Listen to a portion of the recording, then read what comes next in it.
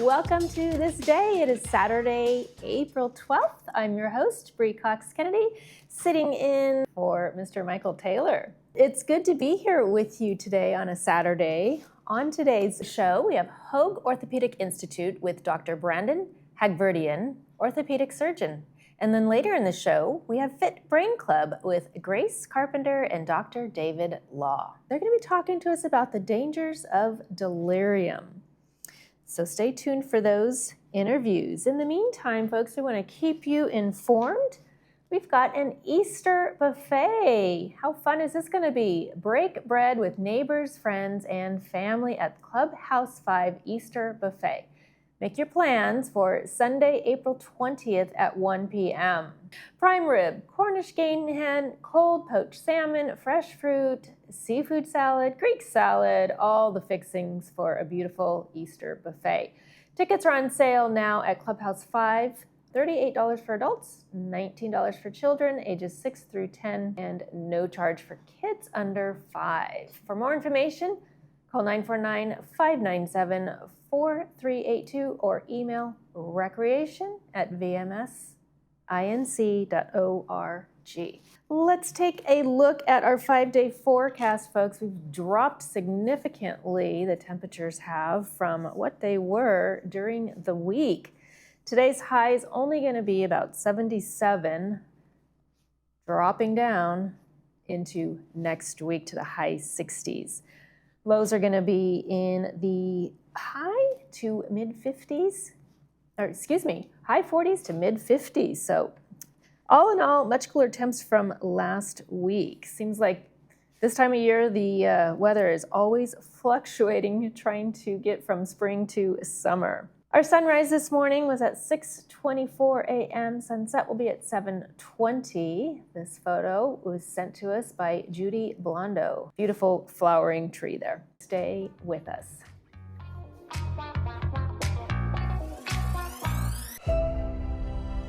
When it comes to life's most important medical challenges, where do you go? Welcome to the Hoag Institutes. Our patient-centered approach to care is rooted in clinical excellence and guided by world-class teams. Unparalleled expertise, world-class care, all within the Hoag Institutes, right here in OC.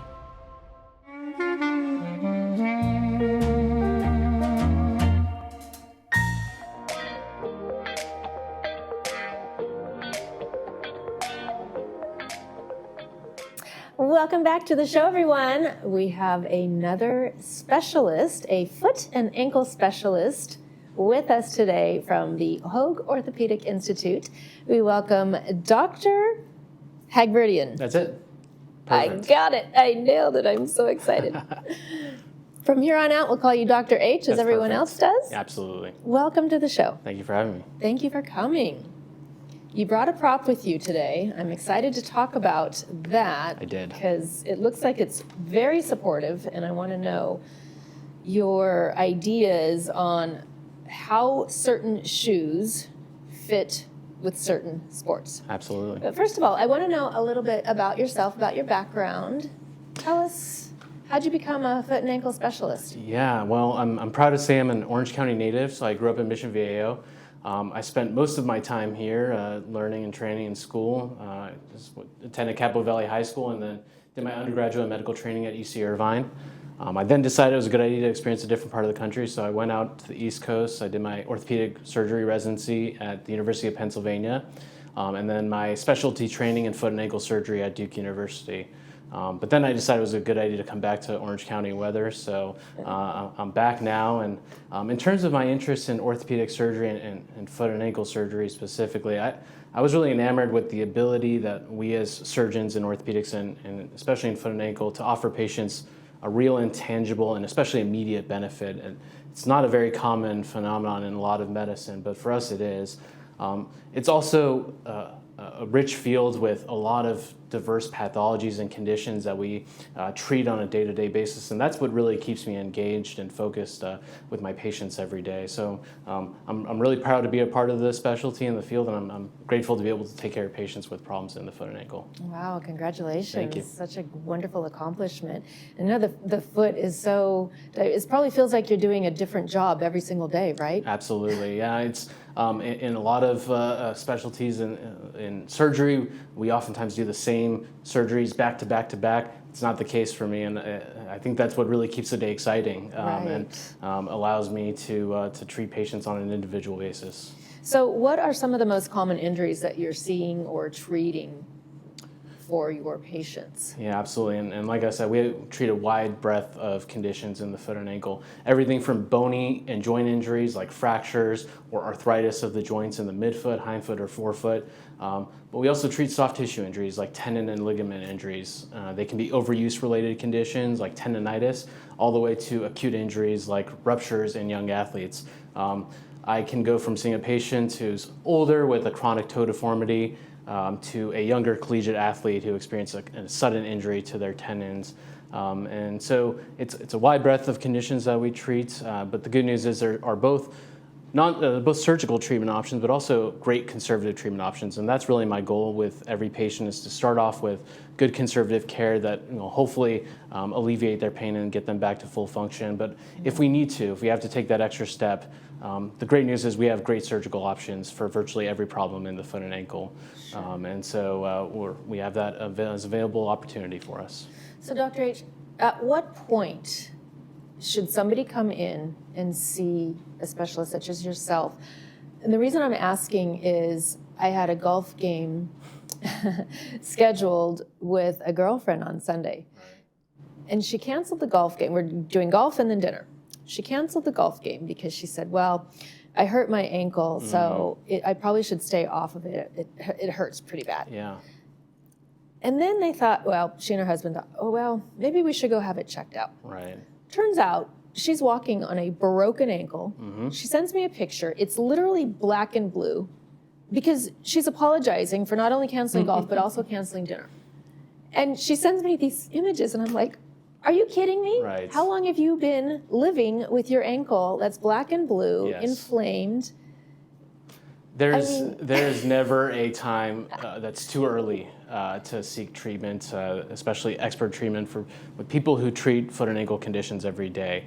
And so the earliest sign of pain or discomfort, I think it's reasonable and appropriate to seek care. And I never fault my patients for coming in too early. There's no level of pain that's not important to me. And so I think, as you mentioned, there can be an injury that seems pretty benign and it's really early. Maybe you just want to see if it gets better, but then it turns into something worse. And oftentimes, if we wait too long, it becomes a problem that could have been treated conservatively. Right. Suddenly, now we have to think about doing surgical treatment. And so, like I said, oftentimes we can prevent having to go to the operating room and going under anesthesia if we address problems early. Exactly. Exactly, yeah, because it turned into surgery. Yeah, absolutely. So you brought a Hoka with you today. Yes. Why this shoe in particular? Well, I'm not saying there's anything magical about the Hoka brand, but I do think it's a really good shoe, and they make very excellent shoes. I think the key features of a good shoe is one that is relatively stiff-soled, meaning it's not a flexible shoe. It's a common misconception. People think that I should use a flexible shoe, but it's quite the opposite. You want a shoe that doesn't bend. I'm taking the shoe in my hand, I'm bending it as hard as I can, and it does not bend. That just means, the ground reaction forces. The forces that go from the ground to your foot are going to be borne by the shoe and not by your foot. You guys, he wasn't kidding. But just because it's a stiff shoe doesn't mean it's not a comfortable shoe. Doesn't mean it doesn't have cushion on the inside. It actually feels like it would have more support. Exactly. It also has a nice curved bottom. We call this a rocker bottom, which means that when I walk, it's going to be a roll. It's not going to be a bend through the middle of the foot, which is how a lot of arthritis and a lot of tendonitis conditions can occur. And so I think using shoes like Hoka's, but there are other brands like Brooks, New Balance, that really help support the shoe, have plenty of room in the forefoot for your toes. This can help prevent a lot of injuries and a lot of pathologies in the foot. That's fascinating. So now, what activities would this be applicable for? Is it more walking, pickleball, tennis? Yeah, What would... I think it's a great shoe for daily life, but also a great shoe for sports. Any shoe where you are looking, any sport where you are looking to use your foot a lot. That can include any impact sports like running, jogging, tennis, pickleball, all these kinds of sports. This is an excellent shoe for. Other sports, like if you're a resistance training athlete, if you're looking to be in the weight room, it may be better to have a shoe that's flatter, like a Converse. Something that's also stiff can provide better support in those environments because you're not really looking to roll or bend as much as with those kinds of sports. Interesting. Yeah. Wow. That is something that I would have really never considered. Yeah. I would just thought, I'm a Brooks girl, so that's my go-to. Right.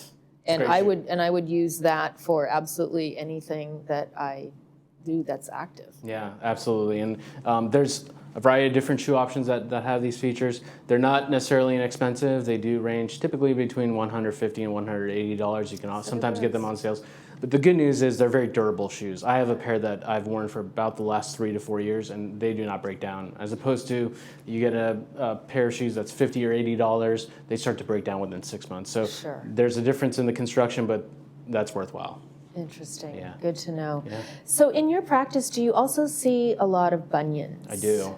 I see a lot of bunions. They're extremely common in all age groups. People think they only affect older individuals, but they can affect even young individuals as well. So help me understand, what exactly is a bunion? Yeah. Is it some sort of growth on the foot? It's a good question. A lot of people think it is a growth, but it's actually not a growth. It's not a growth. It is the deformity in which the toe starts to deviate or turns to the outside of the foot. What causes that? A variety of things. We oftentimes think it's just wear and tear of the joint. That can lead to ligament injury within the MTP joint, that's the knuckle joint of the foot. Is it always the big toe? It is always big toe. It can affect the fifth toe, that we call a bunionette or a Taylor's bunion. They're very similar. Baby bunion? Exactly, there you go.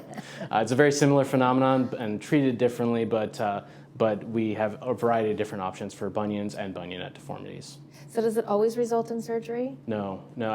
I think first and foremost, the first line of treatment for a bunion deformity is using a supportive shoe with a wide toe box. There's plenty of room in the foot so that you're not experiencing as much irritation or friction on the big toe. That can be extremely helpful. But what I would discourage people from using is you'll oftentimes see bunion splints, which are devices that try to straighten the big toe. That can occasionally be used for comfort, but there is no device on the market that is going to straighten the big toe. That can really only be achieved with surgery. You can also use a toe spacer. That's a great option, it's a device that goes between the first and the second toe. It just keeps the big toe off the second toe, so it doesn't rub as much and doesn't cause much irritation. But that's another great option that helps to avoid surgery. Well, hopefully an option isn't to stop wearing stilettos. Well, we have to ask about that. We oftentimes think that narrow shoe wear can contribute to bunions, so it's a tough situation. But if you wear a good shoe 90% of your life and you sacrifice 10% by wearing a stiletto, I think you'll be okay. Well, that's good news. I'm not giving those up anytime soon. Perfect. So, Dr. H, is there anything else that you would like our viewers to know about any types of services that you can offer them? Yeah, and I think in general, like I said, my mantra is start with conservative treatment, and I really try to listen to the patient's goals and expectations. But I think anytime we can avoid surgery, it's a great outcome. But like I said, if we have to deviate and go towards surgical intervention, we have a vast array of options. My goal as your surgeon is to listen to what your expectations are from the surgery and partner with you in the preoperative setting, in the OR, and then postoperatively to make sure we achieve your desired function, goals, and expectations. And that's a process for both the patient and for myself, but I really want my patients to know I listen to them. It's my number one goal to take care of them and get them back to what they want to do. And so I'm more than happy to see any patient for any problem. If you've been dealing with the foot and ankle problem for a long time, see someone, and I think you'll feel a lot better if you do. Wonderful. Thank you so much for being here with us today and for bringing Mr. Hoka with you. Thanks for having me. Now I have a full understanding. You're watching This Day on Village TV. We'll be back after these messages. Stay with us.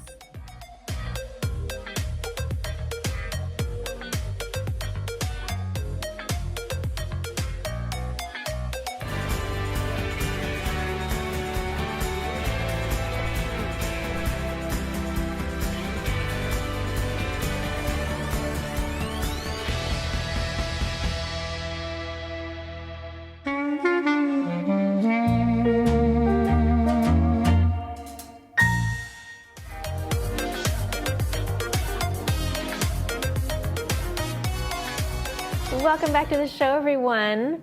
Here to give us more details on their upcoming meeting from the Fit Brain Club, we welcome Mary Grace Carpenter and Dr. Law from Saddleback Memorial. Welcome, Good morning, you two. Bree. How are you? We're great, and we're very happy to be here. Glad to be here. Wonderful. It's nice to have you back. I know you were here just a couple of weeks I ago, was here 1 week ago even. just 1 week Yeah, ago. yeah. So I wasn't here. I think Michael performed your interview. You guys talked about delirium, which I think is going to be the focus on your next For the Fit meeting Brain talk. Club meeting, Yep, 10 a.m., April 14th. It's coming up next Monday.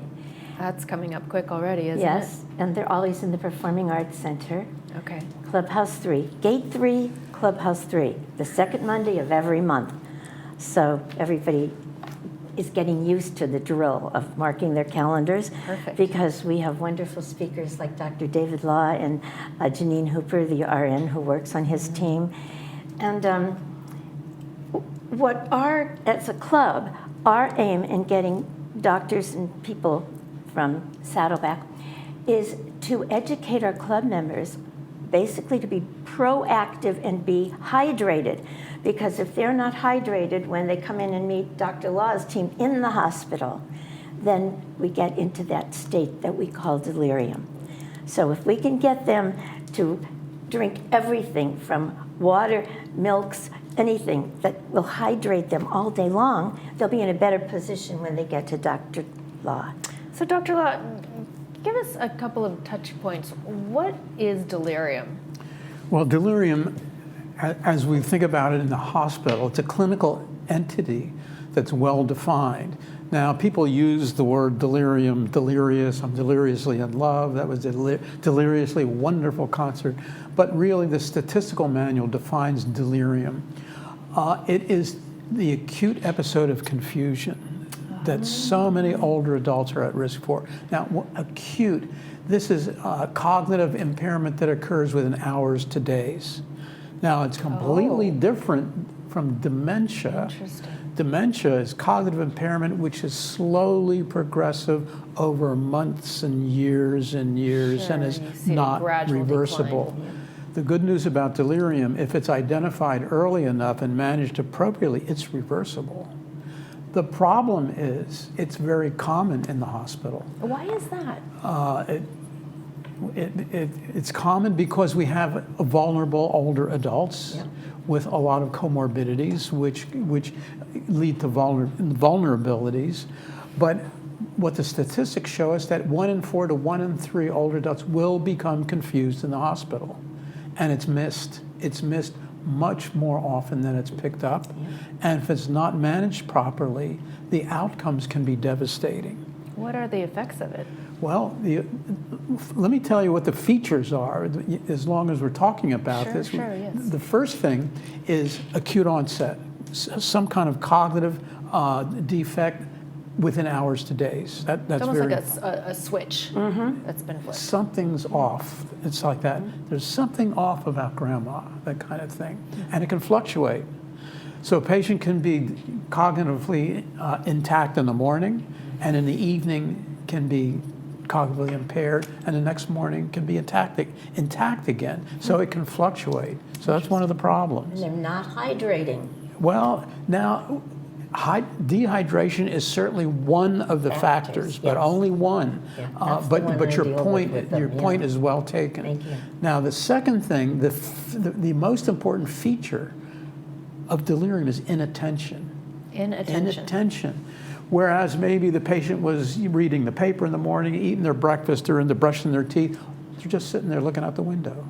They're looking at their feet. And when you're talking to that person, they're looking through you. There's nothing They don't there. understand what you're saying. That's how subtle it can be. And the most frequent ways that the staff become aware of this, a relative comes up and says, something's off with grandpa. Something's off with mom. And you go, well, look at them. What, they're just sitting there looking out the window. What's the big deal? But that's how subtle the change is. And if it's not picked up and managed appropriately, things happen. Patients stay in the hospital longer. That's what we found out. The patients are a 6-time-fold increased risk of complications. And here's the statistic that shook me. They're 4 times more likely to die in the hospital if it's not picked up. Wow. Now, the other problem is if the delirium resolves and they're discharged, okay, there's still risk of death for 1 year following discharge. And there's risk of fixed cognitive impairment a year down the road. So when I do my lectures to students and physicians, I say, this is a big deal. And the problem is it's poorly recognized, and we have to change that. So is that why it's I mean, we should all have the documents in order, but our wills and trusts and power of attorney and all of the documentation should be done well before it gets to this point. Yes. So Where last month we sounds had they're unable to do it Annie Wright themselves. here. Oh, that was with Michael maybe. We had Annie Wright from the Mac Lab helping us with the iPhones to get all of our documents on the iPhone. So when we go in, if we know in questions like how many glasses of water, because these friends of mine who are in cognitive decline, I keep getting these histories where they're not hydrating, and then before you know it, if they go on a year like that, then they end up in there with your help. One of the problems is when people become acutely ill at home, couple, 3 days, they don't feel well. They're not taking fluids. They're not taking food. They're dehydrated. They're malnourished. Now here they are in the hospital, and we're starting out already dehydrated and and with weight loss. And a lot of times we're chasing our tails trying to catch up. And they're not giving liquids because they're doing tests. So now it gets longer. And we fluid restrict patients. Yes. We diurese patients. Yes. And the thing that people don't understand, the hospital itself is a drying environment. Yes. It's a sealed building. The materials they use are drying materials. And you walk up and down the nurses' stations, every nurse has a water bottle. Everybody has a water bottle that they're drinking 10 or 15 times a day. And I always ask, do our patients do that? No. Can't even. So one of our interventions in our HELP program, we didn't mention the HELP program. The HELP program. It's the Hospital Elder Life Program. Let's Dr. talk about Law's in it. charge of it. He'll Yeah. tell you. Is this to part of make the sure initiative? patients are hydrated. Now, the HELP program, there are no drugs that prevent delirium. There are no drugs that reverse it. A lot of drugs make it worse. Yes. There's only one evidence-based intervention that's been shown to reduce the risk of delirium, and that's the HELP program, which is a volunteer-based program. And that's an acronym for? The Hospital Elder Life Program. And it's the brainchild of Dr. Sharon Inouye. She developed the HELP program. And our volunteers are trained to provide 6 interventions for our patients, which we can go over now, or we don't have time to. Sure. But there's 6 interventions. Number 1, they engage in conversation, just dialogue, memory games, memorabilia, crossword puzzles, coloring, anything to stimulate the brain. The second thing is we want to prevent sensory deprivation. What does that mean? Make sure our patients have glasses and hearing aids. You would be amazed how many times patients come in the hospital without them. And for most elderly patients of my age, you need them to connect yourself to the world. If you don't have them, your reality starts to blur around the edges, and next thing you know, you have a patient who is inattentive, delirium. The third thing is hydration. Absolutely, every time the volunteers are going to see the patient, they say, hey, take a little sip of water, take a little drink of water. Make sure that pitcher is where the patient can reach it. Make sure the container is in a container that they can actually grasp. You know, we think of patients with little arthritis or a little tremor. They can't manage that. That's right. The next thing is mobilization, getting patients out of bed, ambulate in the hallway. Our goal at Saddleback, every patient will ambulate in the hallway 3 times a day wherever possible. Bed rest is a risk factor for delirium. The next thing, we have a non-pharmacologic sleep protocol. We do not use sleep aids, no Ambien, no Restoril, no Lunesta. That creates delirium. So we have a program where our volunteers help the patient get ready for bed. Night masks to block the light, earplugs, soothing music, a warm drink. We use a little aromatherapy. We have lavender impregnated cloths, you know, to relax them. So that's another thing we use, and it's successful. As easy as that sounds, it actually is successful. And the last thing of the 6, helping the patients with nutrition. The data show that 1/3 of patients our age leave the hospital malnourished.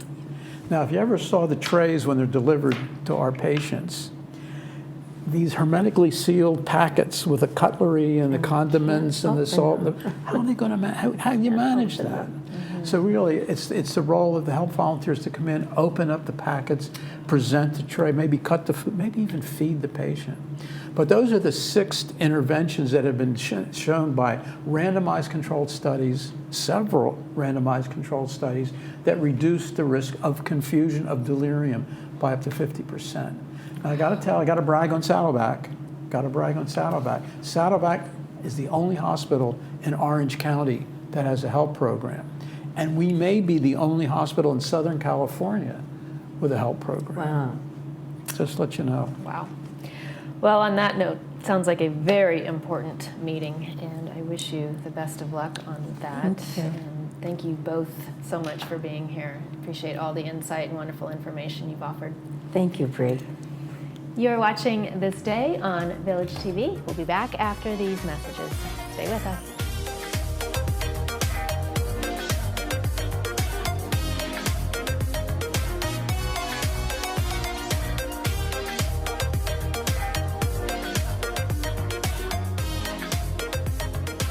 Ladies and gentlemen, please take your seats. Something is happening tonight at the Barclay. The Barclay in Irvine. Live entertainment, you don't want to miss it. Tonight at the Barclay.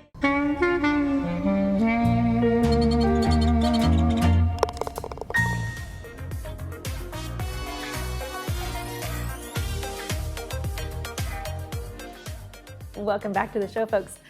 Let's take a look at our Saturday movie preview. It is Moana 2. This star was Dwayne Johnson from Harvard Eye Care. It's brought to us by. After receiving an unexpected call from her wayfinding ancestors, Moana must journey to the far seas of Oceania and into dangerous, long-lost waters for an adventure unlike anything she's ever faced. I want to watch that. Looks like a lot of fun. Monday on This Day, we have Advanced Ear Care with Stuart Spencer and O'Connor Mortuary with Becky LaMaca. From all of us here at This Day, we wish yours a beautiful one. Have a great weekend, and we will see you back here on Monday. Take care.